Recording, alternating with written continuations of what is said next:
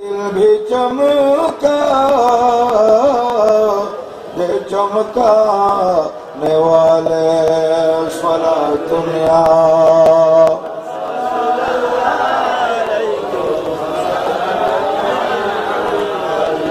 मदीने की खुदे खुदा तुझको रखे गरीबों फकीरों को ठहराने वाले सलातुन्या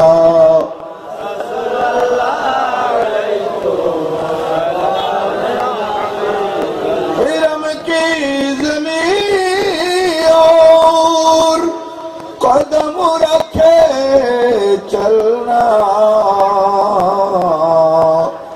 अरे सर का मौका है ओ जाने वाले सलातुन्या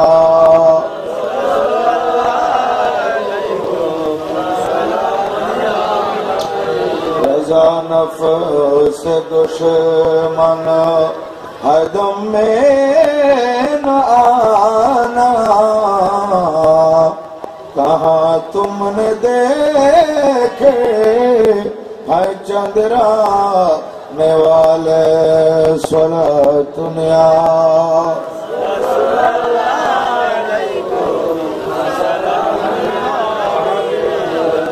बिस्मिल्लाहिर्रहमानिर्रहीम अल्लज़ीना आमनू वकानू यत्तकून सदक़ल्लाहु मौलाना अज़ीम व सदक़ रसूलुहु नबियुल हबीबुल करीम मौलाया सल्लि व सल्लिम व बारिक अलैहि।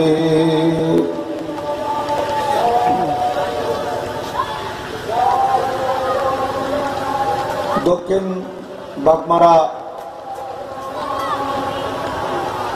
নুনিয়া পুকুর পার ঈদগাহ ময়দানে ওলিয়ে কামেল হযরত শাহ সুফি গওয়াস খলিফা রহমতুল্লাহ আলাইহির পবিত্র উরুস মুবারক উদযাপন উপলক্ষে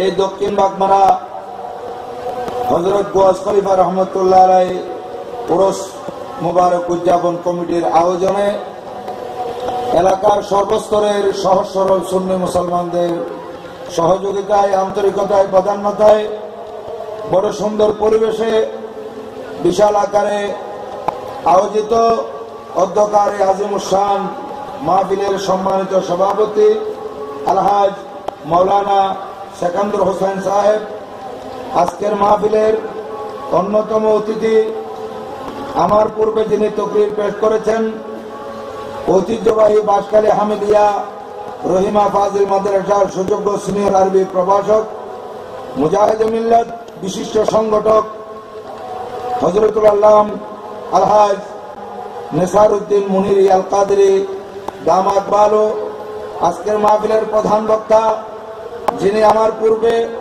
আপনাদের সম্মুখে দীর্ঘক্ষণ সুন্দর কণ্ঠে নুরানি তকরির পেশ করেছেন বিশিষ্ট আলেমে দ্বীন, সুন্নিয়তের অহংকার, সুন্নি জনতার নয়নমণি, এদেশের কৃতি সন্তান মুজাহিদে মিল্লাত মাওলানা ওয়াহিদুর রহমান আল কাদরি দামাত বালহ, মঞ্চ উপবিষ্ট ঐতিহ্যবাহী রজবিয়া সিদ্দিকিয়া দাখিল মাদ্রাসার স্বনামধন্য অধ্যক্ষ আজিজে গ্রামী জনাবে আলহাজ মাওলানা মোহাম্মদ আব্দুর রহমান আল কাদরি দামাত বালহ, আজকের মাহফিলের অন্যতম অতিথি মুজাহিদে মিল্লাত মাওলানা মোহাম্মদ ইসমাইল সাহেব কেবলা, আজকের মাহফিলের অতিথি মোহাম্মদ ইউনুস সাহেব, মোহাম্মদ আলী আকবর সাহেব, আজকের মাহফিলের বিশেষ বক্তা মুজাহিদে মিল্লাত মাওলানা মোহাম্মদ মনজুরুল আলম সাহেব, হাফেজ মোহাম্মদ হাসান সাহেব সহ অপরাপর হযরত উলামায়ে আহলে সুন্নাত বুজুর্গান দ্বীন বেরাদারান দ্বীন ও মিল্লাত এবং আজকের মাহফিলের সম্মানিত উদ্বোধক মোহাম্মদ আক্তার হোসেন সাহেব সহ মঞ্চে আসেন আরো অতিথিবৃন্দ, বক্তাবৃন্দ, ওলামায়ে কেরাম, বুজুর্গানে দ্বীন এবং আমার সামনে বড় ভক্তি, মহব্বত, আন্তরিকতা এবং এখলাস নিয়ে সুশৃঙ্খলভাবে মাহফিলে অবস্থানরত পরম শ্রদ্ধাভাজন মুরব্বীগণ, সমবয়সী যুবক ভাইয়েরা, অত্যন্ত স্নেহের ছোট ছোট মাসুম শিশুরা, পর্দার আড়ালে ওয়াজ ও নসিহত শ্রবণ করার লক্ষ্যে উযু কালাম করে অপেক্ষমান পর্দানশীল মা ও বোনেরা এবং এলাকার সর্বস্তরের সুন্নি মুসলমান, আসসালামু আলাইকুম ওয়া রাহমাতুল্লাহি ওয়া বারাকাতুহু। সম্মানিত হাজরিন, মহান রব্বুল আলামিনের আলিশান দরবারে লক্ষ কোটি শুকরিয়া।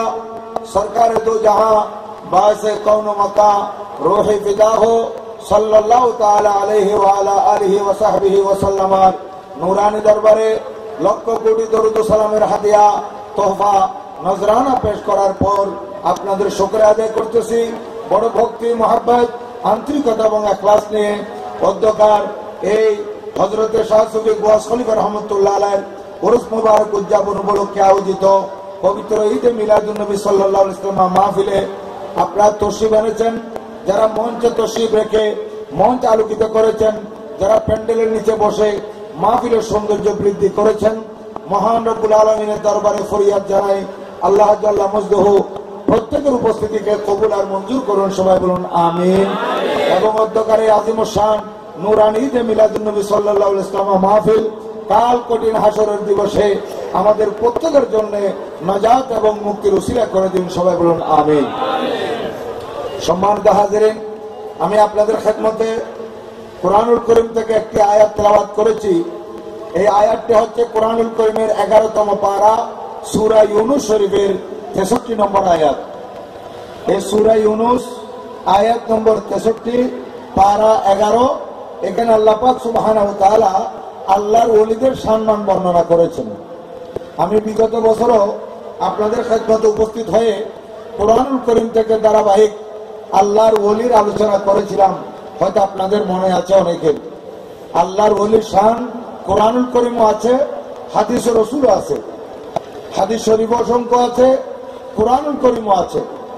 আমি বিগত বছর আপনাদের খেদমতে এই কোরআনুল করিমে আল্লাহর ওলিদের যে শান ও মান আছে এই সম্পর্কে আলোচনা করেছিলাম এবং সেখানে আয়াত তেলাওয়াত করে করে আপনাদের খেদমতে একজন আল্লাহর ওলির আলোচনা করেছিলাম। আমার যতটুকু মনে পড়ছে হযরত আসিফ বিন বরখিয়া রাদিয়াল্লাহু তাআলা আনহুর আলোচনা আপনাদের খেদমতে করেছিলাম। এছাড়া আরো বহু আউলিয়া কেরামের ঘটনা কোরআনুল করিমে বিদ্যমান এবং আল্লাহর কালাম এটা কদিম। আমরা ধ্বংসশীল, কিন্তু কোরআন শরীফ ধ্বংসশীল নয়। কিয়ামতের পূর্ব মুহূর্তে আল্লাহ পাক যখন সবকিছু ধ্বংস করে দেওয়ার জন্য হযরতে সাইয়েদনা ইসরাফিল আলাইহিস সালামকে সিংহা ফুৎকার দেওয়ার জন্য বলবেন, এর আগে কিছু কিছু জিনিস উপরে উঠে নিবে। তার মধ্যে একটি হচ্ছে কোরআনুল করিম। মানুষ সকালবেলা উঠে দেখবে কোরআন শরীফের কাগজ রয়ে গেছে সাবাকানা ইসলামিয়া প্রেস, বিভিন্ন প্রেসের মধ্যে যে কোরআন শরীফ ছাপানো হয়েছে কাগজের, এই কাগজগুলো থেকে যাবে, ওই লেখাগুলো উঠে যাবে।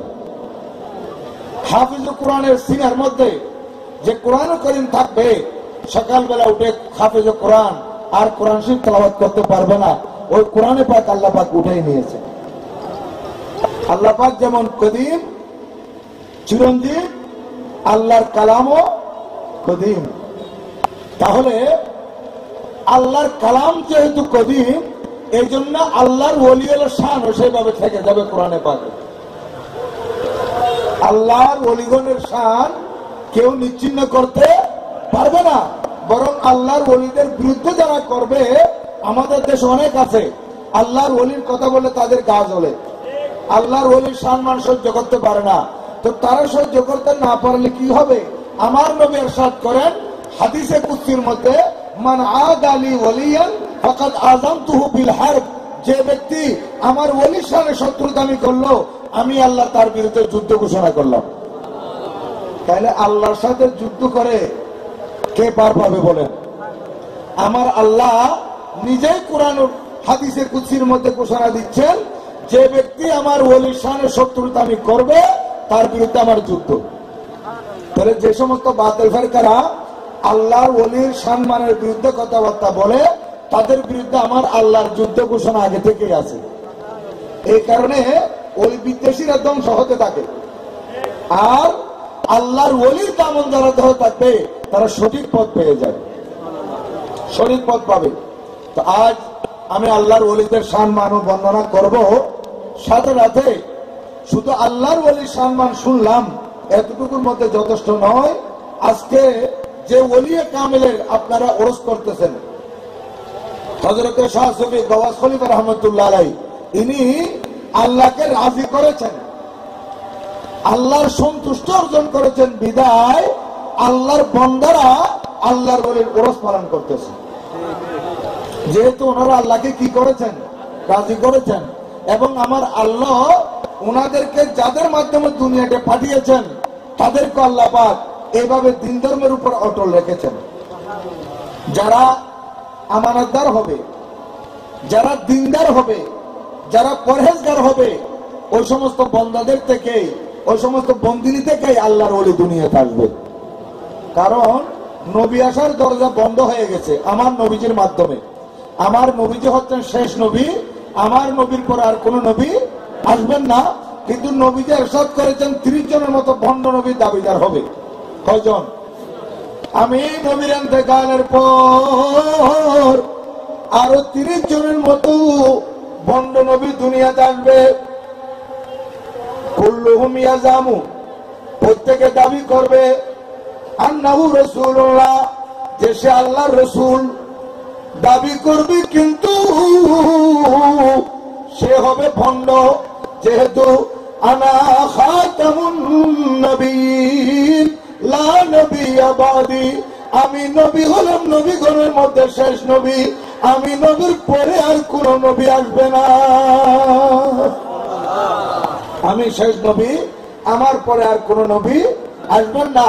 আর নবীজি নিজেই সাহাবায়ে ইকরামকে দেখিয়ে দিয়েছেন হাত মুবারক দিয়ে, আঙ্গুল মুবারক দিয়ে, আনা ওয়াসাতু কাহাতাইন, এ আমার সাহাবারা দেখো আমি নবী এবং কিয়ামত এই দুই আঙ্গুলের মাঝখানে, এই খালি জায়গার মতো, দুই আঙ্গুলের মতো। আমার পরে কিয়ামত হবে, মাঝখানে আর কোন নবী নেই। আমার পরে কি হবে? কিয়ামত, মাঝখানে আর কোন নবী আসবেন না। কিন্তু আমার নবীর উম্মতের মধ্যে অসংখ্য ওলি দুনিয়াতে আসবে, ওলি আসার দরজা বন্ধ নেই। মুসলমান ওলি দুনিয়াতে আসবে, কিন্তু কাদের মাধ্যমে আসবে? আজ গাওয়াস খলিফা রহমতুল্লাহ আলাইহি, হযরত মনসুর আলী রহমতুল্লাহ আলাইহি, এভাবে আল্লাহর অসংখ্য আউলিয়া ইকরাম, এদের উরুস পাক আমরা পালন করি, এদের মাজার আমরা জিয়ারত করতে যাই। কেন? যেহেতু তারাও আল্লাহকে রাজি করেছে, তাদের মা বাবা আল্লাহকে রাজি করেছেন, তারা দিনদার ছিলেন, তারা পরহেজগার ছিলেন। এই কারণে আমাদেরকে দেখতে হবে আল্লাহর ওলি আসার দরজা বন্ধ হয় নাই। হয়তো আপনারা যারা এই মাহফিলে বসেছেন, আল্লাহ আপনাদেরকে ওলি সন্তান দিতে পারে, ওলি সন্তান দিতে পারে। যেহেতু ওলি আসার দরজা বন্ধ হয় নাই, হ্যাঁ দিবেন। কখন? যদি আমার চলা ফেরা, উঠা বসা, কাজ কর্ম, লেনদেন সব কিছু শরীয়তের উপর হয়, শরীয়ত মত আমি চলি। এই কারণে আমরা বৈবাহিক জীবনে জড়ানোর আগে আমাদেরকে চিন্তা করতে হবে, আমি যদি একটা ওলি সন্তান চাই তাহলে আমাকে কিভাবে শাদী করতে হবে। প্রথমে সে দিকে আসি। আল্লাহর নবী ইরশাদ করেন, মুসলিম শরীফে হাদিসে পাক, মিশকাত শরীফে আছে, আল্লাহর নবী নবুয়তের জুবানে ইরশাদ করেন, তুনকাউল মারাতুল আরবাইন, মানুষ 4টা জিনিস দেখে মেয়েদেরকে শাদী করে, মহিলাকে বিয়ে করে। এই বিয়ে করার আগে মানুষ দেখে 1 নম্বর লিমা লেহা, ওই মহিলার সম্পদ আছে কিনা, মহিলার বাবার সম্পদ আছে কিনা, এই মায়ের বাবার গোষ্ঠীর ডাট আছে কিনা, টাকা পয়সা জায়গা জমি আছে কিনা, জমিদার কিনা, এটা দেখে। আল্লাহর নবী বলেন 2 নম্বর ওয়ালে হাসবেহা, মানুষ তার হাত তালাশ করে, ওয়ালে জামালেহা, তৃতীয় নম্বর ওই মহিলা সুন্দরী কিনা মানুষ চায়। কয়টা হলো? তিনটা। এক নম্বর মানুষ ওই মহিলার সম্পদ আছে কিনা, মহিলার বাবার টাকা পয়সা আছে কিনা, মহিলার হাসব নসব ঠিক আছে কিনা। তিন নম্বর দেখে মহিলার সুন্দরী কিনা। চার নম্বর আল্লাহর নবী বলেন ওয়ালে দীনহা, ওই মহিলার দিন আছে কিনা, দিনদার কিনা, পরহেজগার কিনা, নামাজি কিনা, ইমানদার কিনা, সুন্নি কিনা, আকীদা ঠিক আছে কিনা, কোরআন তেলাওয়াত করতে জানে কিনা। এইটা দেখে আল্লাহর নবী বর্ণনা করার মধ্যে সিরিয়ালে দিনের ব্যাপারে চতুর্থ নম্বরে আলোচনা করেছেন। কত নম্বরে? চতুর্থ নম্বর। নবীজি বলেন আমার উম্মতরা বিয়ে করে চারটা জিনিস দেখে। প্রথমে তার মাল দেখবে, সম্পদ দেখবে, দ্বিতীয় নম্বর হাসান নসব, তৃতীয় নম্বর তার সৌন্দর্য, চতুর্থ নম্বর হচ্ছে দিন। কিন্তু আমার নবী বলেন উম্মত আমার ফাসফুর বেজাতের দিন, তোমরা দিনকে প্রাধান্য দাও। দিনকে কি দাও? প্রাধান্য দাও। এই মহিলার ভিতর দিনদারি আছে কিনা, তার বাপ দিনদার কিনা, তার বংশের মানুষ দিনদার কিনা, তারা নামাজি কিনা, তারা ইবাদতে কিনা, তারা বুজুর্গ কিনা, সেটা আমাদেরকে দেখতে হবে। এখন আমরা সেটা দেখি চতুর্থ নম্বরে, টাকা পয়সাকে দেখি এক নম্বরে। হযরতে সৈয়দনা মুবারক রাদিয়াল্লাহু তাআলা এক বড় বুজুর্গ তাবির জামানার, উনি গরিব মানুষ ছিলেন। একজন বাগানি, যার একটা সুন্দর বাগান ছিল, ওই বাগানের মালিক এই মুবারককে বাগান দেখাশোনা করার জন্য, পরিচর্যা করার জন্য লোক নিয়োগ দিলেন, কর্মচারী নিয়োগ দিলেন। এই বাগানে উনি থাকতে থাকতে থাকতে থাকতে বেশ কিছুদিন হয়ে গেল। বাগানের মালিক বন্ধু বেড়াইতে আসছে। তো বন্ধু যখন বেড়াইতে আসছে, বাগানের মধ্যে আনার ফল আছে, আনার। এখন এই কর্মচারীকে মুবারককে ডাকলো, এই মুবারক তুমি একটা আনার নিয়ে আসো ভালো থেকে, আমার মেহমান আসছে। ওই কর্মচারী বাগান থেকে একটা আনার নিয়ে আসলেন। আনার আনার পর আনার যখন খুললো, তখন দেখতেছে আনারের দানাগুলো টক। আবার ডাকলেন মুবারক, এই আনারটা টক, আরেকটা নিয়ে আসো, আরেকটা নিয়ে আসো। সেটাও দেখতেছে টক। বন্ধুকে কিভাবে দেবে? বলতেছে মুবারক আমি তোমাকে বলতেছি ভালো দেখে একটা আনার আনো, মিষ্টি আনার আনো, আরেকটা দেখে আনো। তিনি আরেকটা নিয়ে আসলেন, দেখা গেল সেইটাও চুকা, টক। বলতেছে মুবারক কি ব্যাপার, তুমি তিনবার আনলা, তিনবার একই ধরনের আনার। বলে হুজুর আপনি আমাকে যতবার পাঠিয়েছেন আমি দেখে শুনে এনেছি, এক ঢাল থেকে আনি নাই, বিভিন্ন জায়গা থেকে বেছে এনেছি, কিন্তু এগুলো টক হচ্ছে, আমি কি করব? কারণ হুজুর যেদিন আপনি আমাকে এখানে কর্মচারী হিসেবে নিয়োগ দিয়েছেন, সেদিন থেকে এই বাগানের দেখাশোনা করেছি, কিন্তু আপনার তো অনুমতি নাই, মাঝে সাথে একটা দুটা আনার খাওয়ার অনুমতিটা আপনি দেন নাই, আমি আপনার থেকে নিই নাই, এই জন্য আজ পর্যন্ত একটা আনার আমি মুখে দিই না। হুজুর একটা আনার আমি মুখে দিই নাই, এর জন্য জানি না কোনটা টক, কোন ধরনের আনার মিষ্টি। আমি যদি বাগানের সবগুলো থেকে একটা একটা খেয়ে দেখতাম, তাহলে বুঝতাম এই গাছেরটা মিষ্টি, এই গাছেরটা টক। কিন্তু এই পর্যন্ত আমি একটা আনার খেয়ে দেখি নাই। আল্লাহু আকবার। আমাদের মানুষ, আমাদের মতো মানুষ হলে বাগানের আনার অর্ধেক তো কর্মচারীও খাই ফেলবে। দেখেন এখানে বন্ধু যখন এই কথা শুনলেন, বন্ধুর জন্য তারা আনাচ্ছে, বন্ধু যখন এই কথা শুনলেন, বন্ধু তাড়াতাড়ি বাড়িতে গেলেন, বাড়িতে গিয়ে বিবির সাথে আলাপ করলেন, বিবি আজকে আমার বন্ধুর ঘরে যে বেড়াতে গেলাম, বন্ধু আমার জন্য বাগান থেকে আনার আনতে বললো তার কর্মচারীকে, কিন্তু কর্মচারীকে দেখলাম বড় আমানতদার। কর্মচারী কি আমানতদার? কেমন? বলে আমার জন্য তিনবার আনার এনেছে, তিনবারই আনার গুলো চুকা পড়ছে, টক পড়ছে। বারবার মালিক বলতেছে, আমার বন্ধু বলতেছে ভালো থেকে আনো। পরবর্তীতে সে তার গোপন কথা বলে দিল যে হুজুর আপনি আমাকে যেদিন বাগানের পরিচর্যার জন্য নিয়োগ দিয়েছেন, সেদিন তো বাগানের ফল খাওয়ার জন্য অনুমতি দেন নাই, তাই আজ পর্যন্ত আমি বাগানের একটা ফল খেয়ে দেখি নাই, কোনটা টক কোনটা মিষ্টি আমি জানি না। তাহলে এই ধরনের একটা আমানতদার ছেলে, যুবক, আমার মনে হয় এখনো বিয়ে করে নাই। বিবি তুমি বলো, ওই কর্মচারীকে আমার মেয়ের জামাই মানালে কেমন হবে? দেখেন, ইনি কিন্তু পয়সাওয়ালা, বাগানের মালিকের কাছে গিয়েছে, আর বাগানের মালিকের কর্মচারীর সাথে মেয়ে বিয়ে দেওয়ার কথা নিজের বিবির সাথে আলাপ করতেছে। কেন? কি দেখেছে বলেন না? দিনদারি। কি দেখেছে? যে দিনদারি। এক কর্মচারী, এক কুলি মজুর, এই দিন মজুরি কাজ করে, এ আরেকজনের শ্রমিক, এটা দেখে নাই। ওই ব্যক্তি দেখছেন তার ভিতর কি আছে? দিন আছে, ধর্ম আছে, ইসলাম আছে, আমানতদারি আছে। সেটা যখন দেখছে, বিবি বলতেছে, স্বামী এটার জন্য আমার কাছে পরামর্শের জন্য আসতে হয়, আপনি সেখানে কথা পাকা করে ফেলতেন। এই ধরনের একটা ছেলে তো বেশি দরকার, দিনদার, পরেশদার। বন্ধু আবার বন্ধুর কাছে আসলেন, আশা বললেন, বন্ধু তোমার কর্মচারীকে ডাকো। ডাকছে, ডাকার পর বলতেছে, যুবক তুমি বড় আমানতদার, আমি দেখলাম তুমি তো হয়তো বিয়ে করো নাই। বলো, হুজুর আমি শাদী করি নাই। বিয়ে করবে? হুজুর যখন বয়স হচ্ছে বিয়ে তো অবশ্য করবো। বলে, শুনো আমি তোমাকে একটা প্রস্তাব দিচ্ছি, রাখবে? বলে, আমার ঘরে একটা মেয়ে আছে, আমি তোমাকে আমার মেয়েটা বিয়ে দিতে চাই, তুমি রাজি আছো কিনা বলো। বন্ধু অবাক চিত্তে তাকিয়ে আছে, কিরে আমার বাগানের কর্মচারীকে আমার বন্ধু মেয়ে বিয়ে দিবে? তখন বলতেছে, তুমি দিবে? বলে, হ্যাঁ আমি দেব। তখন যুবক রাজি হয়ে গেল, বিয়ে শাদী হলো। এই বিয়ে শাদী দেখে দেখেন, ওই বন্ধু কিন্তু আমানতদার। বন্ধুর বাড়িতে যিনি বেড়াতে গিয়েছেন উনিও কি আমানতদার। উনি হালাল কাজা বক্ষণ করেন, উনি নামাজি, ওনার মেয়ে নামাজি, ওনার মেয়ে কোরআন শরীফ পড়তে পারে, ওনার মেয়ের আকীদা শুদ্ধ আছে, ওনার আকীদা শুদ্ধ আছে। এই ছেলেকে যখন সেভাবে পেয়েছে, সে কি মালিক না কর্মচারী সেটা দেখে নাই, মালিকের ছেলে না কর্মচারী সেটার দিকে তাকায় নাই। ওই কর্মচারীকে নিজের মেয়ে বিয়ে দিল।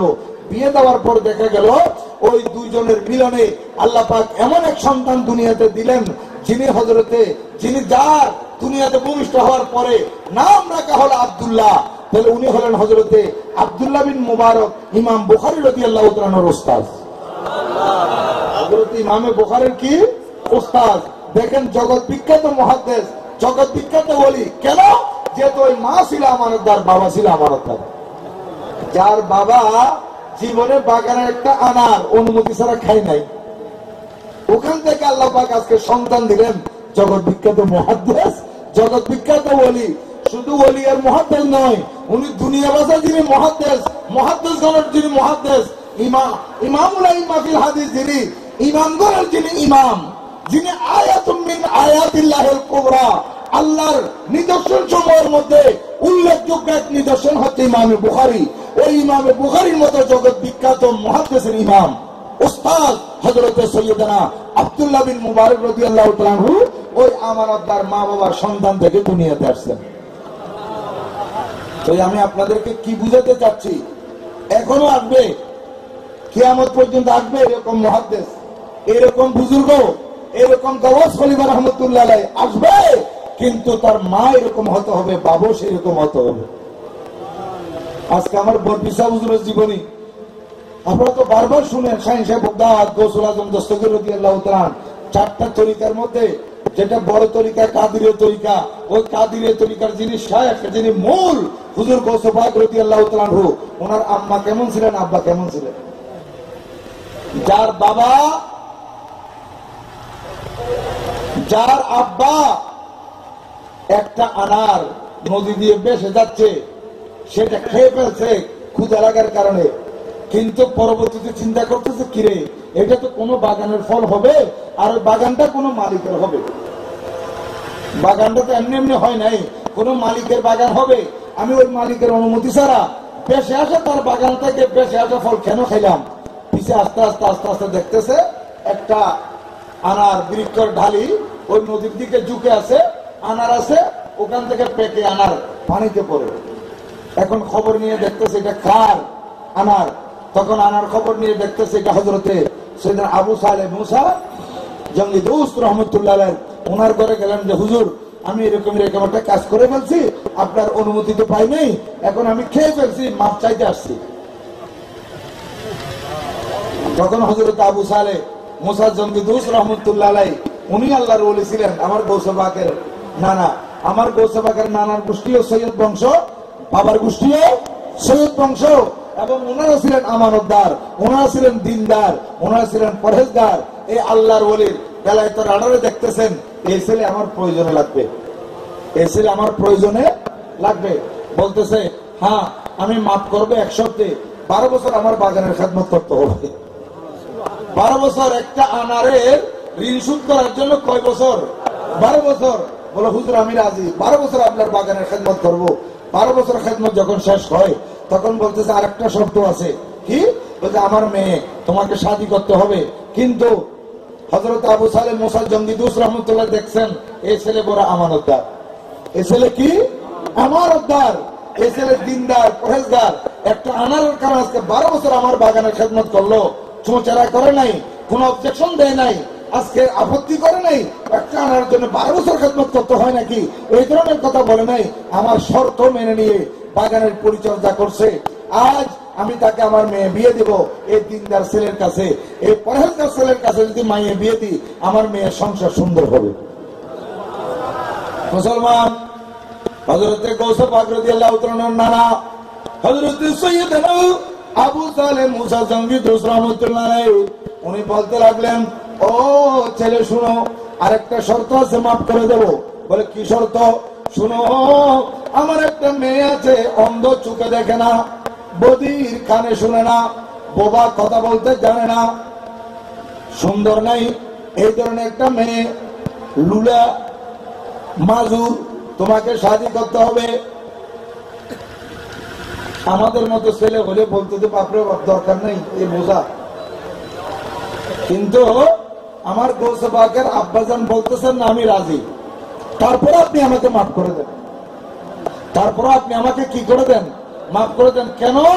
যেহেতু আমার নবীর হাদিসে পাক যে শরীরের মধ্যে হারাম গাজা গিয়েছে, হারামের রিজিক দ্বারা যে শরীর গঠিত হয়েছে, ওই শরীর জাহান্নামের উপযোগী। কিসের উপযোগী? জাহান্নামের। যে শরীরের ভিতর হারাম খানা যায়, ওই শরীর কোনদিন ওই শরীর দিয়ে আবাদত করলে আবাদত কবুল হবে না।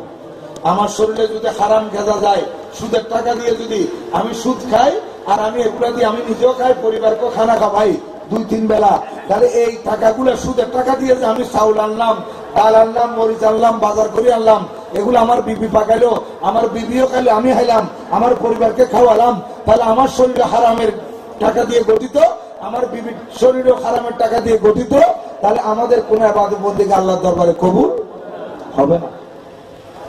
দেখেন এই ছেলে বলছে আমি রাজি। এখন বাসর রাত যেদিন, সেদিন কামরার ভিতর দিয়ে দেখে এক অপূর্ব সুন্দরী মহিলা নিচে চলে আসছে। বলে আমি মনে ভুল ঢুকছি মনে হয়, আমাকে তো আমার শ্বশুর বলেছেন আমার বিবি যে হবে সে অন্ধ হবে, বধির হবে, বোবা হবে, সুন্দরী না, মাজুর হবে, কিন্তু অপূর্ব সুন্দর এক মহিলা। ব্যাপার কি?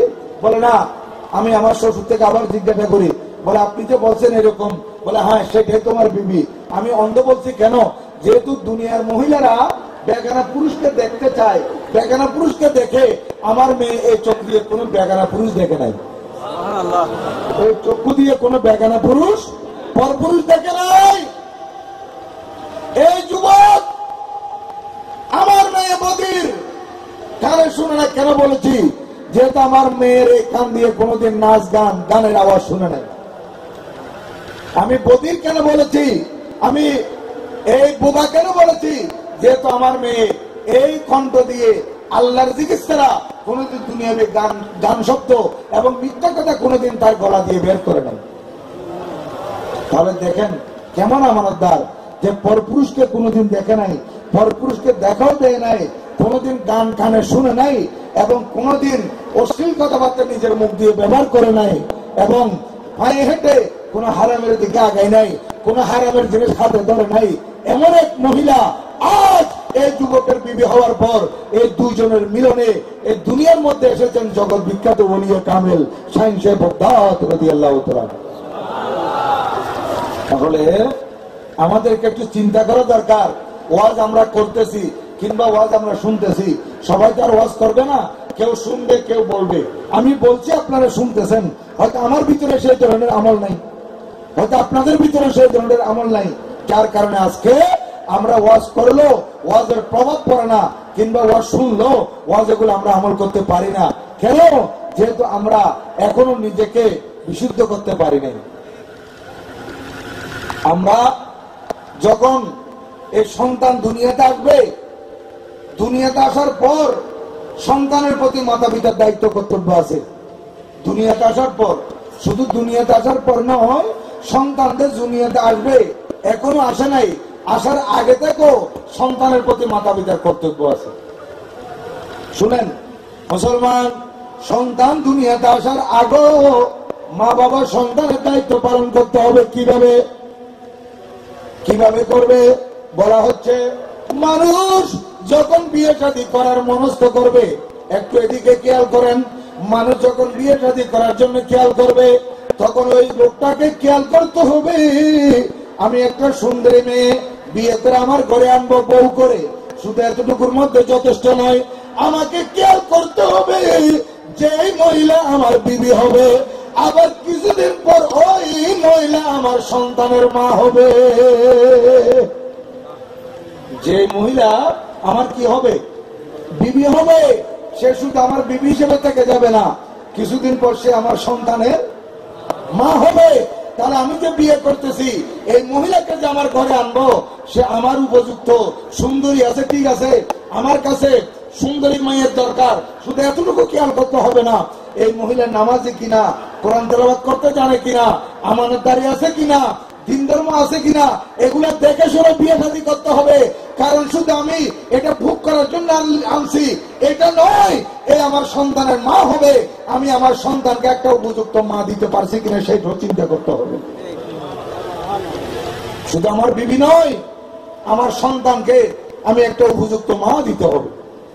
তাহলে আমি যদি আমার সন্তানের হক দুনিয়াতে আসার আগে আমি আদায় করতে চাই, তাহলে আমাদেরকে দেখতে হবে যে আমার এই সন্তান দুনিয়াতে আসার আগে আমার এই সন্তানের মায়ের সাথে যে আমার বিবাহ হচ্ছে, আমরা স্বামী স্ত্রী হতে যাচ্ছি, সেই জায়গায় প্রথমে আমাদের আদ্য অনুষ্ঠান কিভাবে হচ্ছে, মেহেদি অনুষ্ঠান কিভাবে হচ্ছে, আমাদের বিয়ে শাদী কিভাবে হচ্ছে, হালাল প্রক্রিয়া হচ্ছে কিনা, সেটা আমাদেরকে চিন্তা করতে হবে।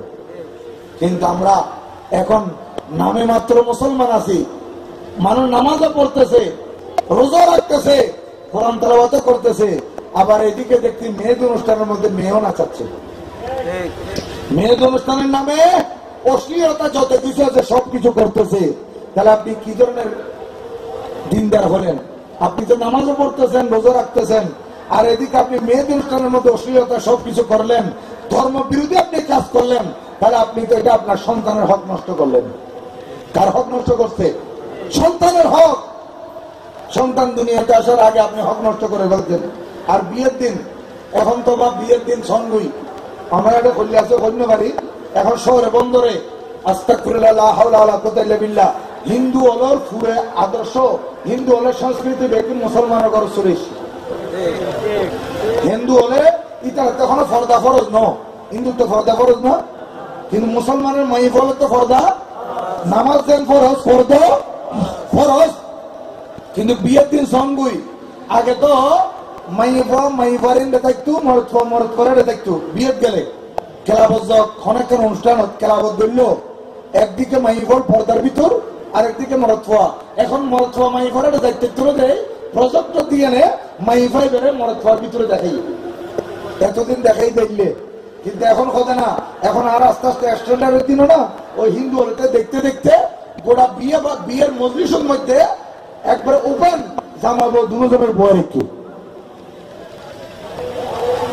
আমরা এটা নগরে বানাইলে, নগরীতে তো ভালো আছে, হ্যাঁ গ্রামত নেই, বাসি তাইবেন না, কিন্তু খেলাবত করলে তাইব। খেলাবত ঘরে, খেলাবত ঘরে অনেক ঘরে জামাবো দুজনের বয়ের কি মানুষ মরদ ফজার মাই ফজার, এটা কি দেখুন কি মহারামাত না, জানলো দেখা দন যাইতেছে এবং না, নাকি বাপর বন্ধু এসছি, ভাইয়ের বন্ধু হয়েছি, বাইনের বন্ধু এসছি এখন বেকুন তো মাই ভাইবের দেখা জন্য হারাম এই বিয়ের দিন উপান এই মাই বাবুরে যে বেকুনে দেখেন বাবা বাজারত গেলে ওকে ডর মিকে মাছ পাইলে ইবে মানুষে একবারে মানুষের দেখাই দেখাই নোয়ানে হয়তো মাছ ইবে নজর করিব মজা যাইব ওকে বড় মাছ আনিবের সময় ডাকিয়ে না এটা আনে নাইলে ওকে ডর মাছ পাইলে হয়তো মানুষের নজর করিব ইবে কেন ঘুরি গেল আর এই জায়গা যে মাই বাবু তুন অন্য সন্তান দুনিয়া গাইব যে মাই বাবু অন্য সন্তান দুনিয়ার মধ্যে আমরা দেখাইব এই মাই বাবুর দাজিয়া এই হাজার হাজার মাইকে দেখেন শুধু দেখার জন্য ইতারা আবার এই মাইকে বেরোলে ডাকো দিতে এখানে তালতো ভাই খালতো ভাই মতো ভাই পুত ভাই যেগুন আছে বেগুন আবার সেলফি তুলেন ফটো তুলেন মানে ফটো তুললি আবার ফটো তুলি তার স্বপ্ন মিটে এটা হয়তো মাই ভাই আই দেখি দি আই দেখলে হইব না আর তুমি দেখো তারপর ফেসবুকে ছাড়ে দিই ফটো ছাড়ে দিই ফেসবুকে দিদি ইউটিউবে দিদি আর তুমি দেখো মাই ভাই বেরো এটা দেখতে দ্রুতিদের অন্তর সামলানো সারা দুনিয়ারে দেখার তাহলে সেই মাই বাবুর একটা মানুষের নজর করছি এই মাইয়ের গর্ভতুন ভালো সন্তান কে নাই বুঝা এখন মাই ভাই যদি পর্দার ভিতর দেখতো আজ আর গোসবাক দুনিয়া দেখছে তো গোসবাকের মা হইলে পর্দার ভিতর জীবে কোনোদিন বেকারা পুরুষের দেখানো হবে আর আর বিপরীতে আর সেই মাই বাবু বয়সে করে তাদেরই বেরো দুনিয়ার মানুষের দেখে তারপরে ফটো তুলেন ফটো তুলতে তুলতে তারপরে দেখা গেল ভিডিও ম্যান আসি ভিডিও ম্যান অত হিন্দুর ফুয়া না মুসলমানের ফুয়া কোনো ঠিক নেই দেখা যাচ্ছে ভাইয়ে ফটো তুলে দে দেখা যাবে পশ্চিমে মাইবার ডকি এনে তো সুন্দর নলার ইতে যাই না নিজে হাতে দড়িয়ে করলে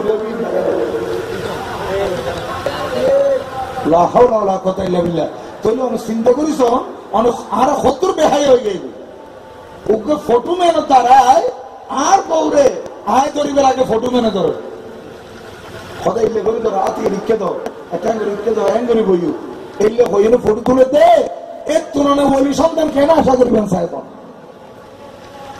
আর তিন আস্তে আস্তে বাদদম করিব ইন পরিহার গরম করিব যতক্ষণ পর্যন্ত আর একদিন পরিহার ন করি ততক্ষণ পর্যন্ত এই যে আল্লাহর বলে ওরস পাগত আইলাম শুধু ওয়াজিব নম দে কিন্তু আর পরে দুঃখ লিয়াইও কি আর কোনোদিন আশা করি না ভাই এরপর দ্বিতীয় নম্বরে দেখ অনর বিবিজাত অনর ঘরে দেখছি অনর তো হালাল দিয়ে খামন করিব হালাল ভাবে টিয়া উপার্জন গরম করিব ক্ষণিকের মারিয়ে ডর মানুষের বেল্লাই ক্ষণিকের জায়গা দখল করিয়ে বড় মানুষের বেল্লাই ক্ষণিকের ব্যবসা নষ্ট করি বড় মানুষের বেল্লাই ক্ষণিকের সিটিংবাজি করি এনে টিয়া টুয়ে লই অনেক টিয়া ওলা ওই এনে নিজে করেন মধ্যে সৈরাঙ্গুন দে এইলে সিটিং এর টিয়া আত্মসাতের টিয়া জোরগুরের টিয়া জোলমের টিয়া হারামর টিয়া সুদর টিয়া সুদি লাগাইয়া টিয়া ঘুষুর টিয়া এগুন দিয়ে নিজের পরিবারের যদি খাবাই লয় তাহলে অনর সন্তান যে দুনিয়া তাইব অনর এই সন্তান দুনিয়া তাইবের আগে মার গর্ভের মধ্যে না তাইব মার পেটের মধ্যে 10 মাস 10 দিন 9 মাস যতদিন থাকে এতদিন তো মার পেটের ভিতর ফয়েবে নাফাক রক্তহীন খার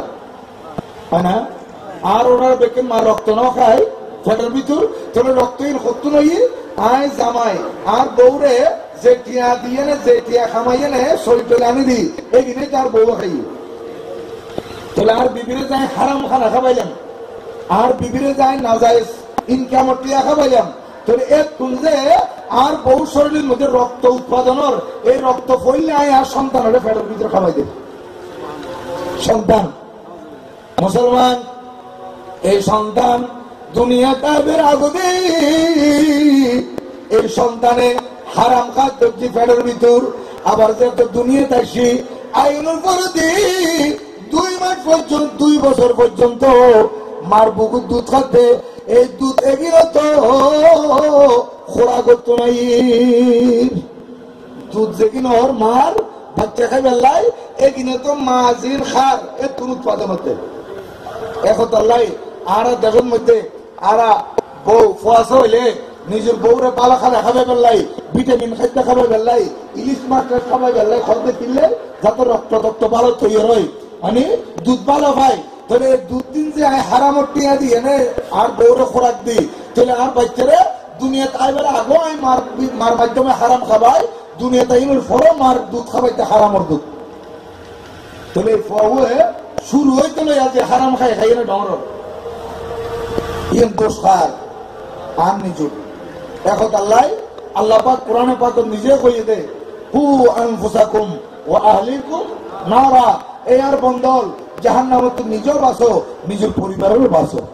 কারণ আর পরিবারের দায়িত্ব তারুর। আর নবী হতে কুল্লুকুম রাইন ওয়া কুল্লুকুম মাসউলুন আন রাইয়াতিহি, প্রত্যেকে তোমার ভিতর প্রত্যেকের জিম্মাদার। আর পরিবারের জিম্মাদার। আর পরিবারের যদি আমি ভালো খোরাক দিয়ে দিই, হালাল রিজিক দিয়ে দিই, তাহলে আর জিম্মাদারি আদায় করছি। আর যদি আমি শুধু টিয়া খামাই না বউরে খাবাই দিই, ফুয়াশারে খাবাই দিই, হাসরের ময়দানত আল্লাহর দরবারের মধ্যে জবাবদিহি করেন করিব দে, এটা শুনবার কোনো উপায় দেখতো না। এটা তো জেলখানাত গেলে আমরা আত্মীয় স্বজন বন্ধু বান্ধব নেতা কেতা ধরি এমন চুরি যেতে লাগবেন, হাসরের ময়দানের মধ্যে আমরা কোনো ছুড়াইব। নেতা জীবে আমরা ডাক্তার যাবেন, এই বহুত নফসি নফসি করিব। এই বকবত আজ দিন বলছি ফাপর বোঝাই ছুড়াইতে আর কে আমার যারা পুরো বাঁচাইতেন নাই মুসলমান। তাহলে বুঝে যার এই সন্তান দুনিয়াত আইব, দুনিয়ার মধ্যে সন্তান যদি বলি ওই দুনিয়াতে আইব, ইয়েন যদি আইসাই তাহলে প্রথমে আর এক নম্বর হালাল উপার্জিত টাকা, হালাল টাকা দিয়ে রিজিক কম করিব, নিজ হালাল কম করিব, নিজের পরিবারের হালাল খাদাম করিব। আই নিজ হারাম খাইলাম, নিজের পরিবারের হারাম খাবাইলাম, তাহলে একটু কোনদিন ভালো সন্তান আশা করানো যায়। ইয়ে নইতে মূল কথা।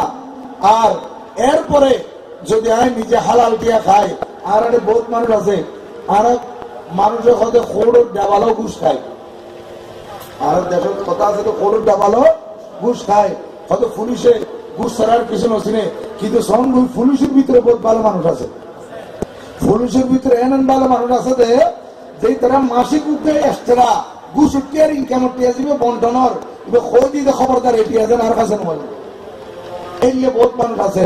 আর জানা মতো আছে পরিবার লই ক্ষণমতো দিন সরকারি টিয়ার দেখুন ফার, পরিশ্রম করে কষ্ট করে টিয়ার দেখুন ফার, এই দুঃখ দেন দেয় ক্ষণমতো কষ্ট নষ্ট করি 7 দিন উন্দি খাই এনে জীবন চালাতে। এলে পুলিশ অফিসার বহুত আছে হালাল রিজিক খাদ্যে, এলে ফরজ মাঝে সরি করত দে, একটি একুশ না খাদ্যে, এলে বহুত আছে, এলো আছে। আন্ন তো আল্লাহ দুনিয়ার না রাখতু আল্লাহর বলে খারে হয় বলি কন্যন বলি দে যারা খেঁড়ার ভিতর থাকি ইতারা গাছ মধ্যে খেঁড়া বাইজ তাকওয়া।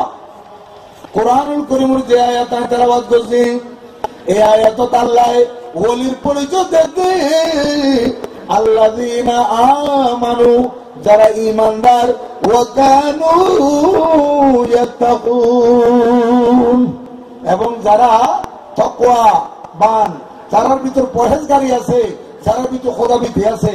হযরত সাইয়েদনা উমর ইবনে খাত্তাব রাদিয়াল্লাহু তাআলা দরবারত একজন আইনে ফুসলত হুজুর তাকওয়া খারাপ হয়, তাকওয়া খারাপ হয়। হযরত সাইয়েদনা ফারুক আযম রাদিয়াল্লাহু তাআলা উত্তর দেতে, ও প্রশ্নকারী তুমি এতে প্রশ্ন করছো, এই প্রশ্নের উত্তর দিবার আগে আর উল্টা প্রশ্নের উত্তর দাও। হুজুর কি হতে শুনো একটা বাগান, ওই বাগানের মধ্যে ফুল গাছ আছে, কেঁড়া গাছ আছে, জেতুন গাছ আছে, প্রত্যেকটা গাছের মধ্যে কেঁড়া আছে, প্রত্যেকটা ঠেলের মধ্যে কেঁড়া আছে। এলে কেঁড়া গাছের বাগানত খনকে মানুষেরও যদি সারি দিয়া যায়, মানুষের কেনে বাগানের তুমি বাড়িব কথা বুঝছেন না? মানে একটা বাগান, সেই বাগানের গাছ যেতুন আছে, প্রত্যেকটা গাছের মধ্যে কি আছে? কেঁড়া।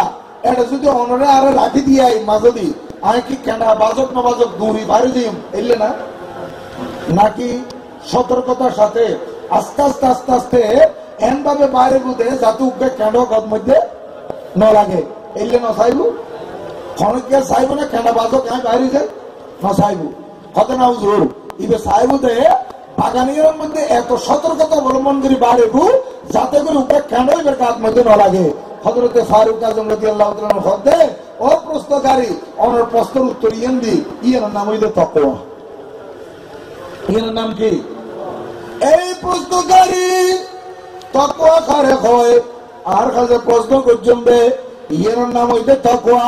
কেঁড়া গাছ ওলা বাগানের ভিতর মানুষ ঢুকি বললে একদম বাইরের সময় চেষ্টা করিব উগ্র কেনা যাতে গাছ ন লাগে। ইয়ের নাম হইতে কেনা, ইয়ের নাম হইতে তকওয়া। কি মানে সমাজের মধ্যে মানুষ তাইব, সমাজের ভিতর অনেকে মিশাতাহর, সমাজের ভিতর অনেকে ঘুষখার, সমাজত অনেকে সুদ খার, সমাজত অনেকে শরাব খার, সমাজত অনেকে জুলুম করের।